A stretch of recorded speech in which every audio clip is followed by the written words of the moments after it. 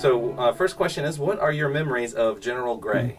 Well, there are two memories that I have that are very important. First of all, I consider Al Gray, General Gray, to be a Marine's Marine. He always took care of the mission and the troops. The troops were right up there with the missions. When he went to the field, he visited the troops, PFCs, Lance Corporals, as well as his staff as well. So I like that about him because he was always for the troops.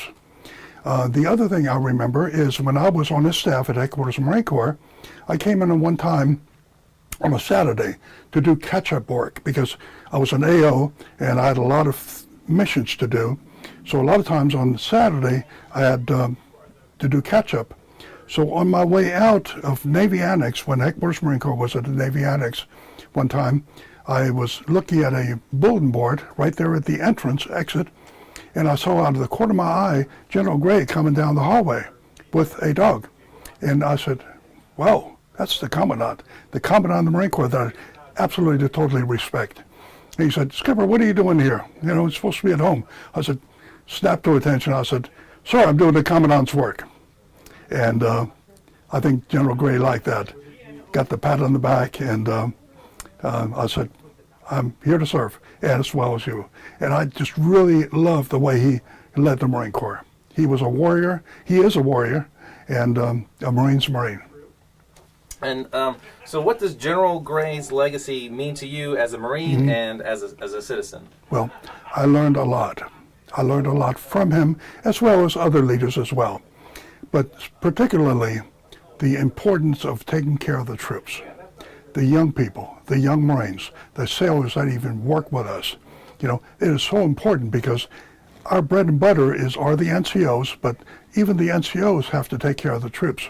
We couldn't do it without Marines.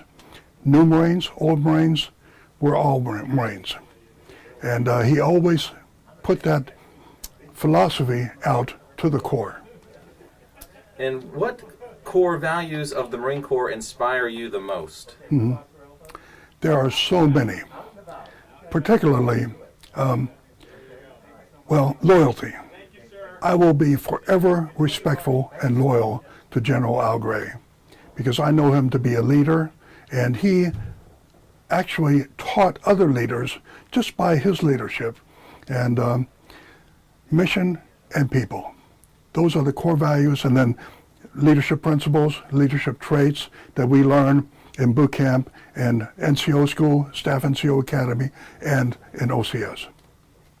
What personal impact has General Gray had on you or others? I think you sort of answered that. Oh, and just if you could sort of rephrase the question at the beginning of your answer. So the question again, what personal impact has General Gray had on you or others? I learned what to do. And the way he led the Corps, obviously, at my level, which was a lot lower, but I still learned his leadership is absolutely phenomenal. And you learn from good leaders. So when telling others about General Gray, what do you tell them? Respect and absolute undying loyalty to the man, to the Marine. Do you have any, you already shared your special personal memories of General Gray. So how is Jacksonville and Onslow County as the home of the Marines? I think we have a large veteran community. Most of us are Marines, but we also have Navy that worked with us. We have some Army, we have some Air Force, we have some Coast Guard. And for the defense of our country, we're all important. But I think Jacksonville has a large veteran community, as I stated, and after Beirut, it became one. Our civilian community, they support us, and we support our civilian community. So even when I was on active duty, if the police department needed some equipment for hurricanes, we provided it to them. We got it back, but it's about teamwork. What leadership skills did General Gray exemplify that have inspired you or others? Well, I don't want to sound too redundant, but taking care of the mission and taking care of the Marines right there. And it's so important to keep both in mind.